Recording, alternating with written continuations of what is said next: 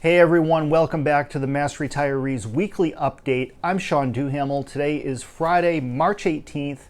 Happy belated St. Patrick's Day to everybody.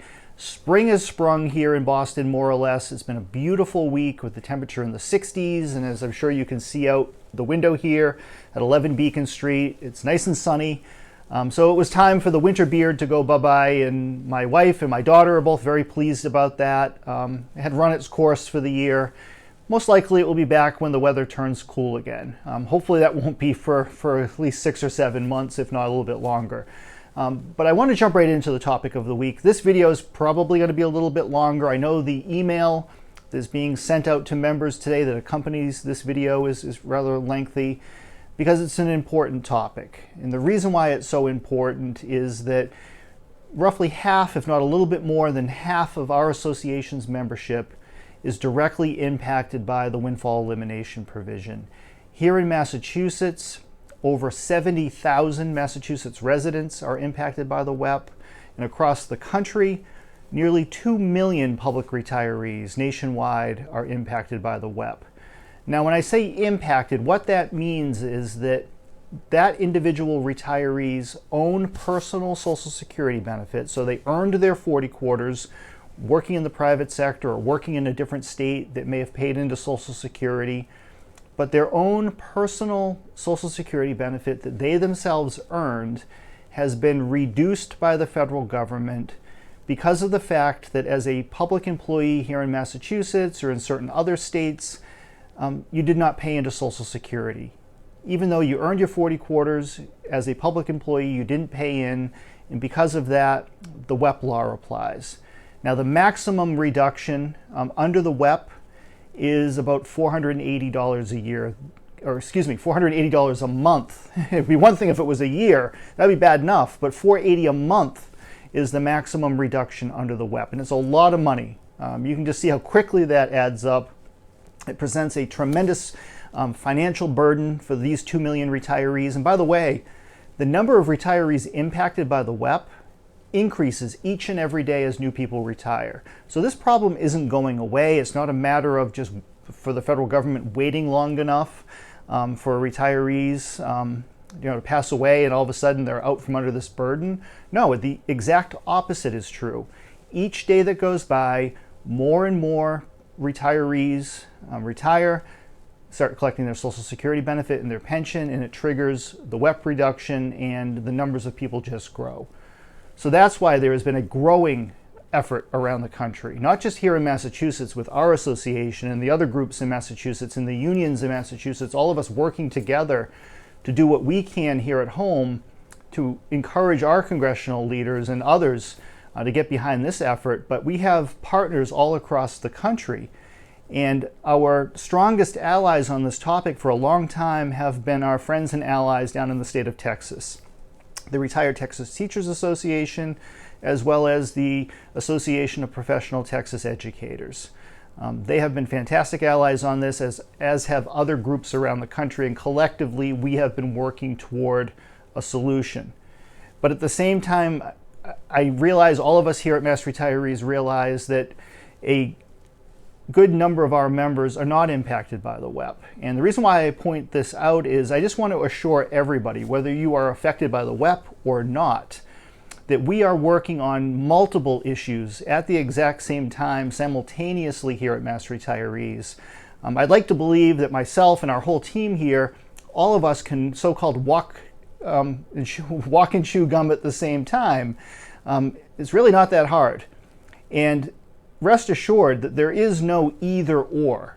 This isn't a matter of we're either working on the WEP or we're working on the COLA or we're working on health insurance.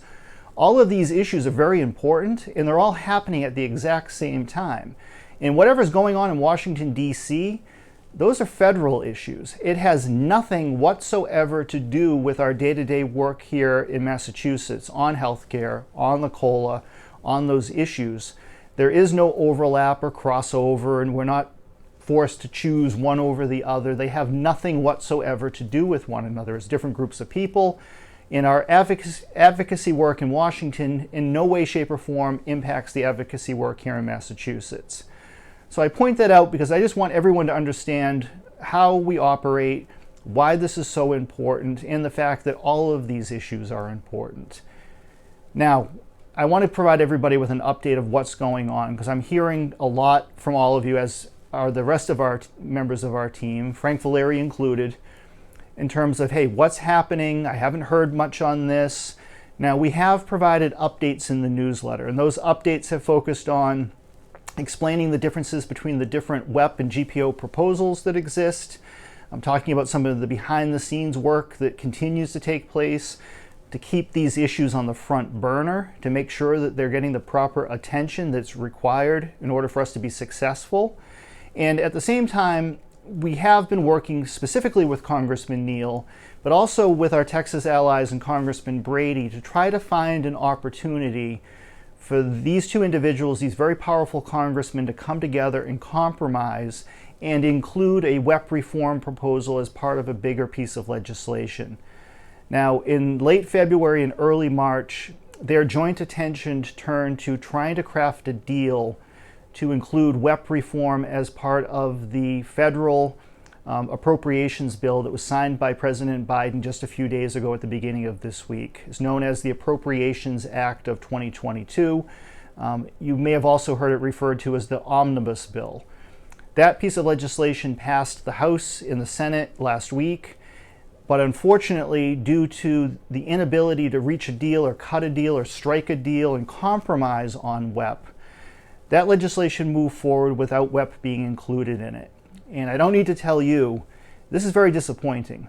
We've missed a tremendous opportunity that very easily could have led to this issue, at least for now and temporarily, being resolved, or at least the burden being lifted to a degree that would have put more money back in retirees' pockets almost immediately. And right now, with inflation at a multi-generational high, we haven't seen inflation at this level now for over 40 years.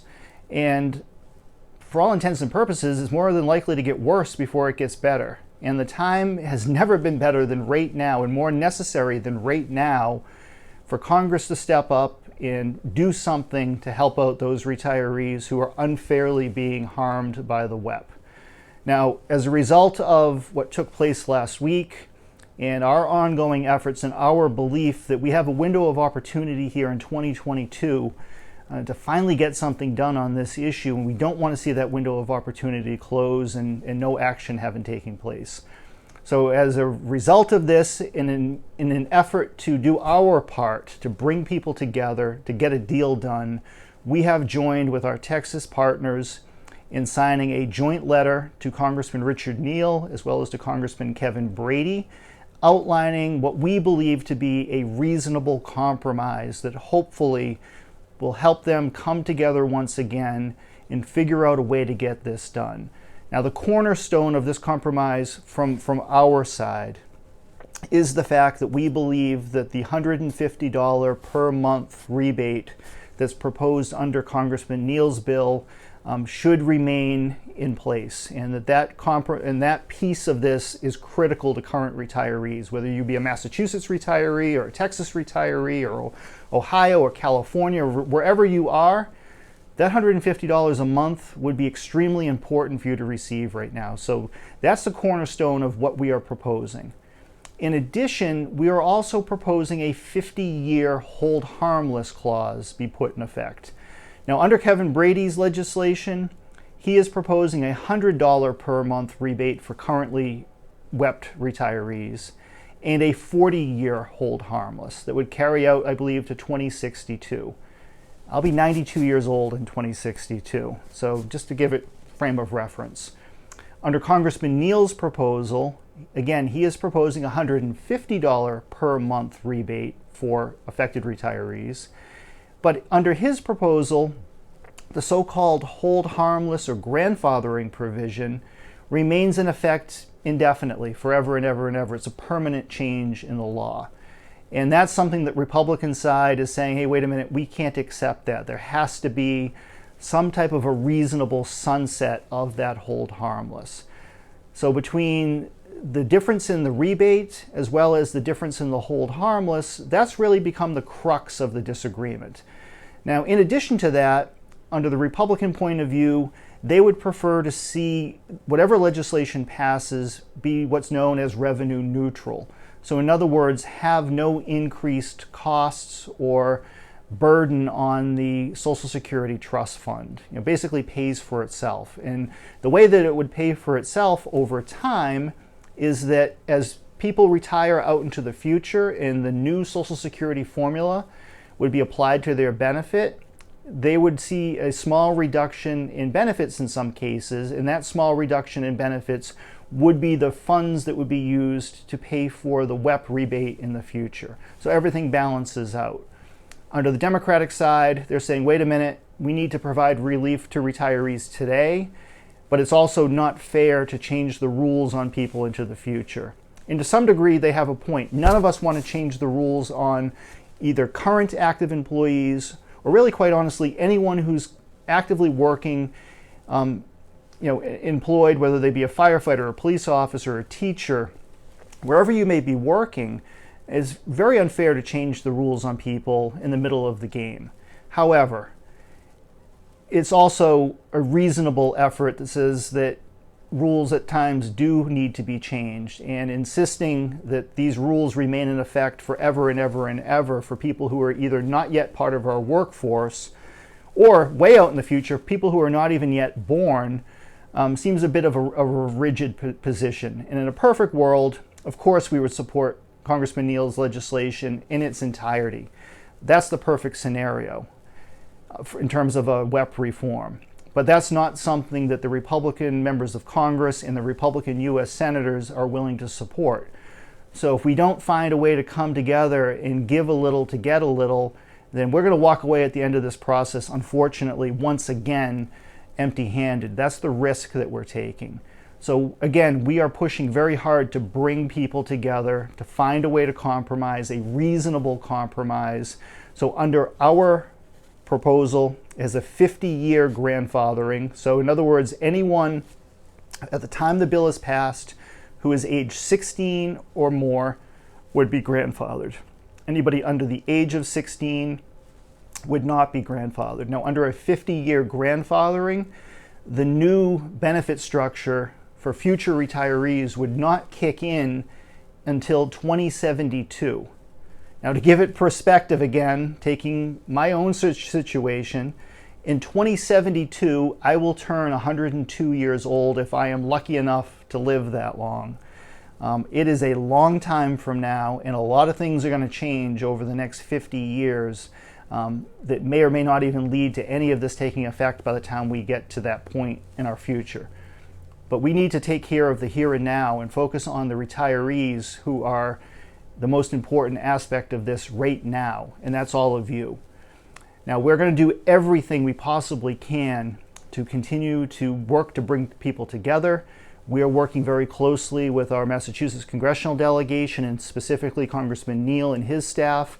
I know our Texas colleagues are working equally hard on the Texas congressional delegation, and specifically Congressman Brady and his staff. And we are anticipating a series of meetings, whether they be here in Massachusetts or in Texas or in Washington, D.C., over the coming several weeks to hopefully work something out that we do not miss any future opportunities to pass this into law. Because believe me, nothing would have been more exciting and more of a relief than if this legislation had been part of the federal appropriations bill, and if we could have watched President Biden sign that law into effect earlier this week. This whole video would have taken a different tone. The last thing I want to mention and speak to before signing off today, to those of you who continue to insist on an all or nothing approach when it comes to the windfall elimination provision and its companion law, the government pension offset. And I hear from you. You call, you post messages on our Facebook page and our YouTube page, you send me emails. We hear from you. We understand your point. And since the creation of these laws in 1983, Mass Retirees has done everything possible to work toward full repeal of both the WEP and the GPO law. Nothing would make us happier than seeing both of these federal laws fully repealed. But the honest truth is that that's just not possible right now. We do not have the national support, and most importantly, we do not have the votes in the United States Senate to pass such a law in 2022. It's just not going to happen anytime in the foreseeable future. We need 60 votes to pass a Social Security proposal through the U.S. Senate. At best, we have 38 votes right now. That leaves us 22 votes short. And I don't know about you, but I have no idea where we would come up with the needed votes to get this through. Senator McConnell does not support full repeal.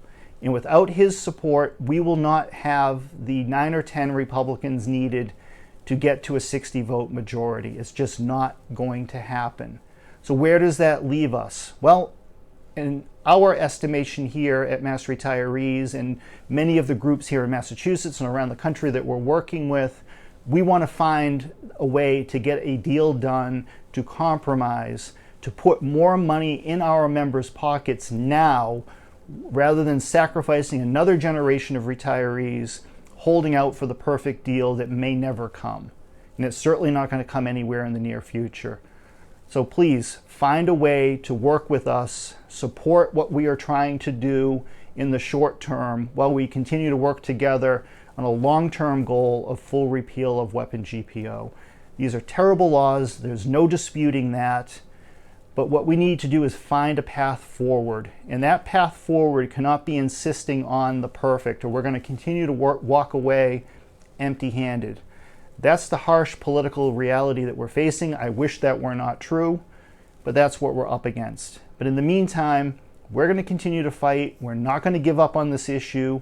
We're not going to quit. We're not going to get frustrated and take our ball and go home. That's not in our DNA here at Mass Retirees. This is too important of an issue to give up on. Now, I realize this has been long-winded today, but again, it's an important topic. I wanted to give it the full explanation and the time that's needed to offer all of you a glimpse into what's going on behind the scenes and how important this is to us and what we're trying to do about it. Now, over the coming weeks, we're going to get back to you on some specifics of what you can do on your end to help us out and to help advocate to move this forward. But in the meantime, we're going to continue to focus on a couple of immediately important issues here in Massachusetts, namely making improvements to the cost of living adjustment for the coming year. That's going to be a very hot topic during the month of April and May. We're also very closely watching developments at the Group Insurance Commission, who is about to go out for their health insurance procurement process, which I believe is still scheduled to begin on April 1st. So there's a lot of important things happening. We are chewing gum and walking at the same time, and we're going to continue to do so. But in the meantime, thank you for your support. Thank you for your words of encouragement. Thank you for everything that all of you are doing at home to help us get to this point, because if it wasn't for your grassroots advocacy, this issue would have been lost a very long time ago. So you are continuing to make all of the difference, and together we are going to get this done one way or the other. But thank you again. I will be back to you next week with a new update. In the meantime, enjoy the weather. Happy spring, everybody. Be safe.